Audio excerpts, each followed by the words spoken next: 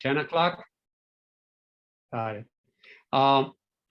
Just want you to share a prayer with me today. And today's Osman Ruz in Amurdad Ma. With that, let's do one Yathaveryu, one Hashem Vahu, and one Yenge Hatam together.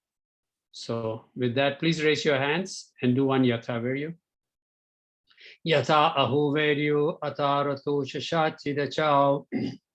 Mangyosh Dasdamanangu Shautanana Mangyosh Mazdai. Hashatrim Cha Auraya Yimdarigu Byudadatwastarem. Hashem Bahu Vahishtem Asti. Ushta-asti, Ushta-mai Yadashai Vaishtayeshem, Yengyatamat Yasnipeti Vangu Mazda Uruvita, Ashadachao Yongam Chao, Tanshao, Taushao, Yasmede. Okay, so let's do a short recap of the Gathas. Now, I want you to know that the Gathas were not recited by Ashuzartush in the sequence that we are studying them. That's very important, because sometimes I get a question, Mubijan, this doesn't go with that, and this doesn't fit into this, and this doesn't fit into that. So I want everybody to appreciate that the Gathas were reconnected or recollected in this form later on in time. Because Ashuzartush had a lot of messages at different times in his lifetime. And over the years, some of it may have been lost. Some of it may have been altered. But what we have today is a collection and a logical collection of his. Madam John, are you going to admit people, please? Oh, you do. Awesome. Awesome. So this collection that we have in 17 chapters is a later on collection of Ashuzartush's different works. So they've tried to logically separate them into 5 Gathas, each one with a title, each one with a meaning that would fit in that topic. So I want you to appreciate that part of it. I didn't know that, I thought, and for many years, I believed myself, and so ignorantly, that this was the sequence in which Ashuzartush said the Gathas. Not true. This is the sequence we put together so that we can appreciate this man of wisdom and this man with the wisdom for the world. So let's recap the first Gatha, which is in 7 chapters. And in the YASNA, it comes as YASNA 28, 29, 30, 31, 32, 33, and 34. These 7 chapters of the Ahunavaiti Gatha, we knew that this is his own introduction to himself, to our Mazda. So the first Gatha is probably indicated or titled under his outline of what he wants to do for mankind. So in Yasna 28, the first Gatha, first chapter, he says, I want to commit myself to serve mankind. In the second chapter of the Ahunavaiti Gatha, it says, I want to introduce myself to the world. And the third one, he outlines and summarizes his message to, again, mankind in general, the total population of the world. In chapter 4 or Yasna 31, he discusses the ideologies, his ideas, what does he want to say? He discusses that. In Yasna 32, which is the 5th chapter, he has described opposition to his message that he wants for the mankind. And Yasna 33, which is a 6th chapter, he discusses a very beautiful, this is beautiful, that this man, this human being is ready to sacrifice himself. Why? For mankind, so that they can be on a better path in their lifetime. And in Yasna 34, the 7th chapter or the last chapter of the Ahunavaiti Gatha, he discusses the path of salvation. What is the goal of mankind? What should be the path? What is the direction that people should go into? Having said that, let's go to the Gatha of happiness, Ushta, as we discuss in Hashem Vahu. We say Hashem Vahu Vahishtam Asti. Ushta is happiness. Ushtavaiti Gatha is the Gatha of the path of happiness. And this is a Gatha that discusses and preaches. And it's a Gatha, it's a preaching. Just like we have Sunday school and a mubed or maybe a priest comes out and he, are you going to let Manik in? Okay. Manik, how are you, my Jan? And in this Gatha, in Ushta-vaiti Gatha, he discusses what is the path of happiness. And that is very important to know. And it's a preaching Gatha. It's a teaching Gatha. He's standing on the podium and he's discussing how we can take mankind towards, or how we can take the audience, his audience, towards happiness. So let's take the first part of it. I've divided up the Ushta-vaiti Gatha in 4 parts, and there are 4 chapters in it, which is chapter 43 of the Yasna, chapter 44 of the Yasna, chapter 45 of the Yasna, and chapter 46 of the Yasna. So as we know, the Gathas, as we have them in the Yasnas, have 17 chapters. The first 7 chapters are in Ahunavaiti Gatha. Then there are chapters of Yasna prayers, and then comes chapter 43, 44, 45, 46 of the Yasna, and they are intact. So in Yasna 43, now this Yasna and Ushtavaiti Gatha is dedicated to the audience versus mankind, and in which he, Ashuzartush, outlines the path of Ushta. Remember this word Ushta, it's a very sweet word, it's a very nice word. And he was one of the special prophets that actually outlines happiness. And happiness is important, and we seek happiness without knowing we are seeking it. However, Ashuzartush in his Gatha, especially Ushta-vaiti Gatha, he outlines it, he gives you steps, he gives you the mantra, he gives you the philosophy, how you as an audience that he's preaching to can seek happiness. Of course, the bottom line always is one idea, one philosophy. And what is that philosophy?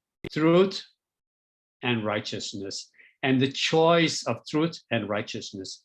That's Yasna 43. 944, it's a little outside the realm. However, it's part of the second Gatha, Ushta-vaiti Gatha.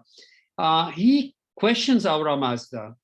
And if I were to, but I'm not smart enough and I'm just a student, I would put this chapter in the first Gatha. However, we are blessed with Yasna 44 in the second Gatha, in which he questions the Lord. He said, how can I do this? How can I do that? And so when you discuss the Ushta-vaiti Gatha, and we'll try to discuss at least the first 2 chapters of the Ushta-vaiti Gatha and how he comes about it.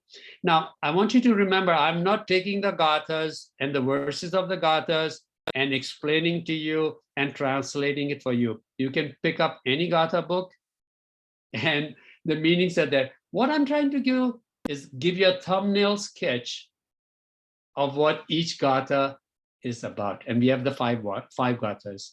So Yasna 45 is very important. And so, sometimes when I teach class, and especially teen class, or I do advanced Avasta class, students ask me, how do we know Ashuzartush actually was a human being? How do we know that he was the prophet? How do we know he was a teacher? If you look at these verses, especially Yasna 45, he is preacher. He's a preacher. He's a teacher. And to me, somebody who teaches is, to me, a human being for mankind and for the audience.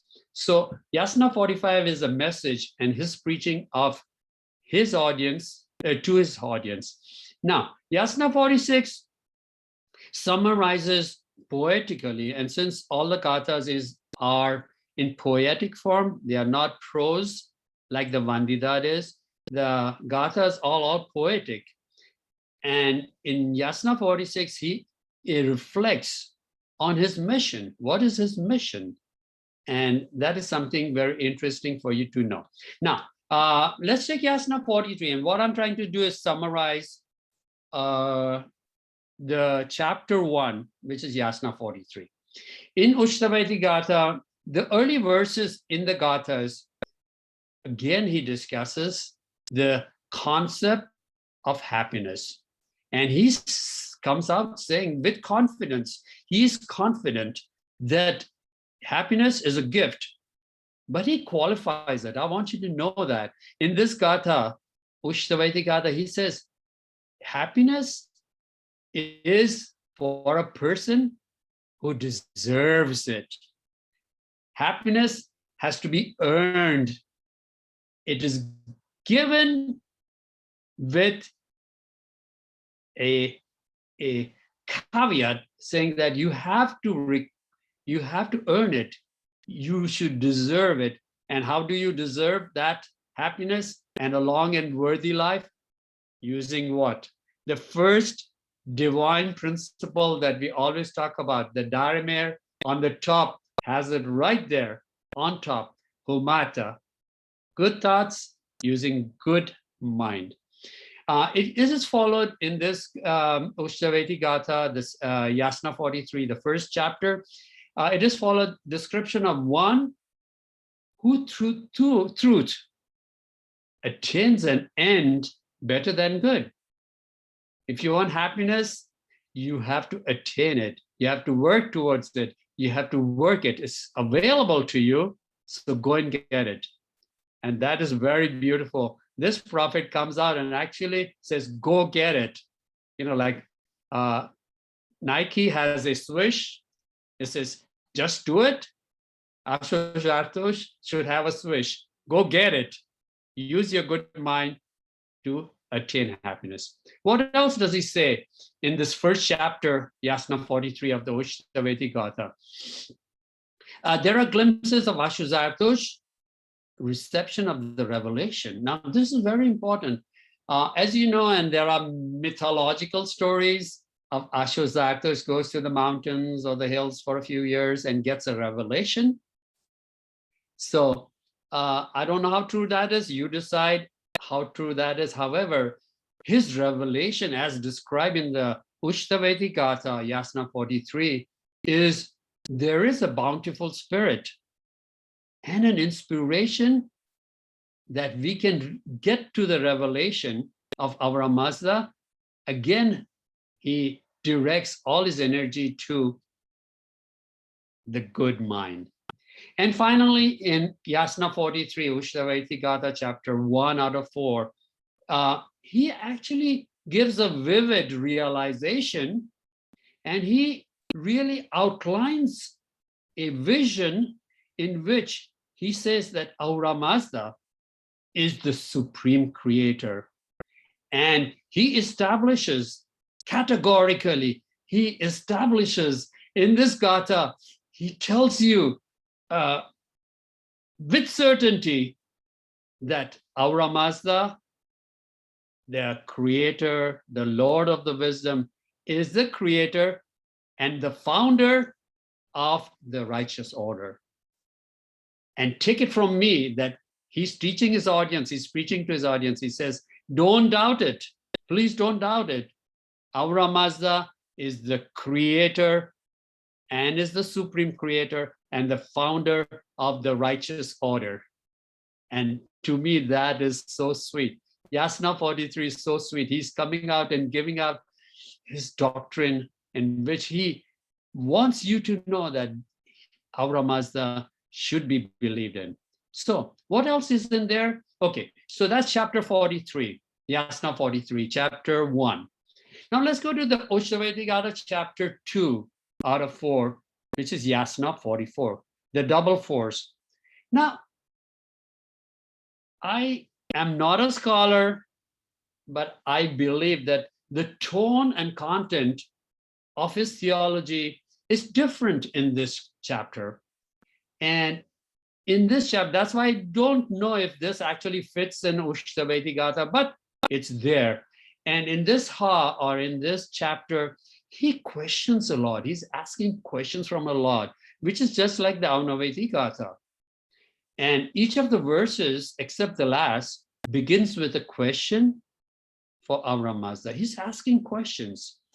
And as a preacher, sure, he can come out and say, okay, I question you, Ahura Mazda.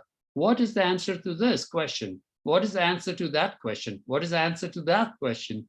And this Yasna, second chapter, Yasna 44, describes how he questions Lord or the Ahura Mazda. And in the opening verse of this Gatha is a request from Ahura Mazda to let him know how we can venerate Ahura Mazda as the Lord of wisdom instead of worshiping other forms of worship. You know, there were during his times other forms of worship there too. And he's asking his people to worship Ahura Mazda and not the unacceptable, inappropriate other gods that are available to them during that time period. And to me, that is beautiful. He's coming out and saying, hey, you have a choice. You have this wonderful Ahura Mazda, this God of wisdom, who is the creator of wisdom, who's showing you the right path, or you have the other paths. But I want you to choose the path of wisdom as described by me through the worship of Ahura Mazda, the Lord of wisdom. Very important for you to know. What else does he say? Okay, then he says, Ahura Mazda is the source of what? What is it the source of? What is Ahura Mazda? What is he? He is the source of the best existence, the best thing that can be available to mankind, salvation, the best existence. And of course, he again discusses, and this Asha, righteousness, is always top of the list. And it says, using righteousness, which is a healer of existence. And through righteousness, you can reach the best existence. Also, he discusses people have to socially improve themselves at where they are to the next step. And how do we reach the next step? And that is the next step, again, through righteousness. And if you follow righteousness, you can reach the highest form of reverence among your colleagues, among yourself, and to yourself. And the highest sense and the highest form of reverence, of veneration, can be reached through righteousness. So it's so important for us to follow the principles of Asha, to follow righteousness. And also it discusses the principles of a natural order, and he describes the natural order as it exists. And he says, we should be and follow the principles of moral and social order. And he describes the values and ideals of existence in chapter 2 or Yasna 44. And many of the sayings and many of the things that people quote in different Gatha classes, in different teachings of Asha-Zarathustra's Gathas, some of them come from Yasna 44. I want you to know it. And of course, in this chapter again, there are some rhetorical questions, which is he's asking, how we can reach rhetorically, how we can reach the best existence And that is, again, he's outlining and one by one, step by step, you can reach Auramazda or the best existence to righteousness. Very, very sweet. I want you to really appreciate this thing. However, now I want you to know in this chapter, Yasna 44, Ashu Zarathustra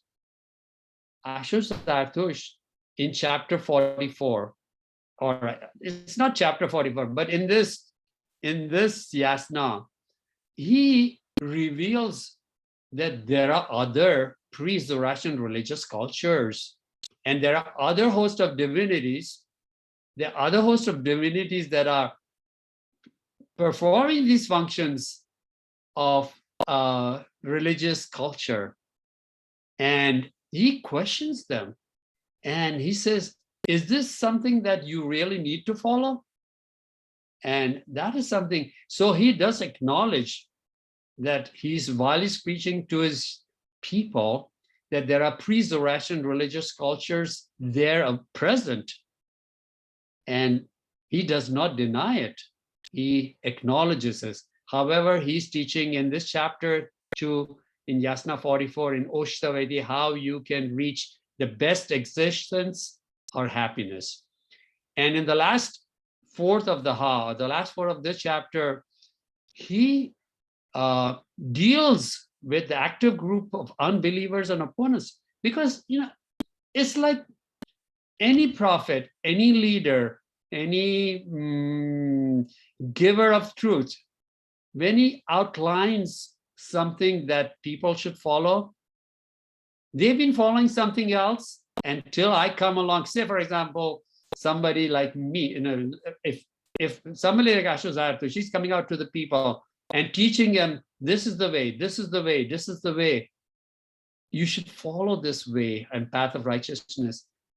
There are always going to be non-believers, unbelievers, and opponents. And he acknowledges that. But he gives you the assurance in this Gatha, in this Yasna 44, in Ushta-vaiti chapter 2, that don't follow the path of evil. It can be overcome. And he gives you the assurance that evil or not good will be conquered or will be won over by the good.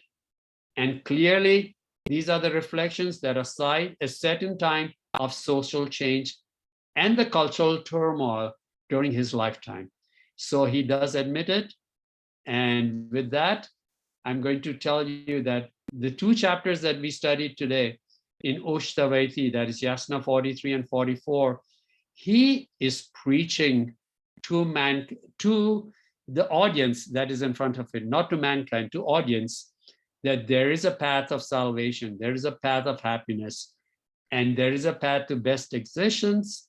And during that, he is acknowledging that there are other paths, but he's telling this path, definitely he's guaranteeing you it. He's giving you a guarantee, like a 3-year automobile guarantee, a lifetime guarantee, that there is the answer and this is the answer.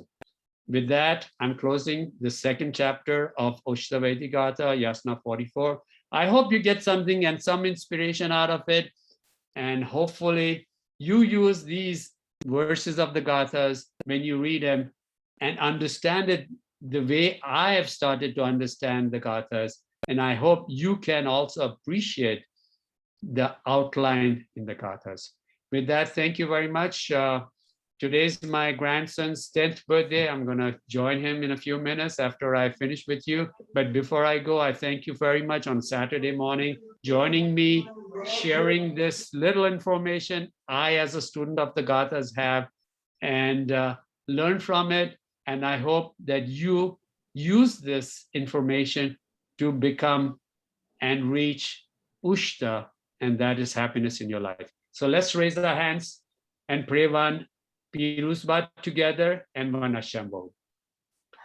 Piruzbat Kharu Avija Vahdine Mazjasnan. Piruzbat Kharu Avija Vahdine Mazjasnan. Piruzbat Kharu Avija Vahdine Mazjasnan. Let's say the Ashambho prayer together. Hashem Vahu Vahishtan Asti Ushta Asti Ushta Amai Yadashai Vaishta Ishem. I want to thank Baramji to always be here, have confidence in me, and allow me to share my 2 cents worth of knowledge with you as my Zoroastrian community. It's always a pleasure. We also have a guest in amongst us. Did you know that? Mubad Bujwala is also part of our Zoom session. So good morning, Mr. Mubad Bujwala. Are there any questions? No. No. Okay. Because there's in chat. این گاتهای زرتشت بعدش چیز میشه دیگه. چیز دیگه آره 5 دقیقه شروع میشه. این گروه زرتشت با اجازه من مرخص میشم برامجی. مرسی موبد جان. خیلی متشکرم. شاد باش میگیم زاد روز نوه رو موبد جان.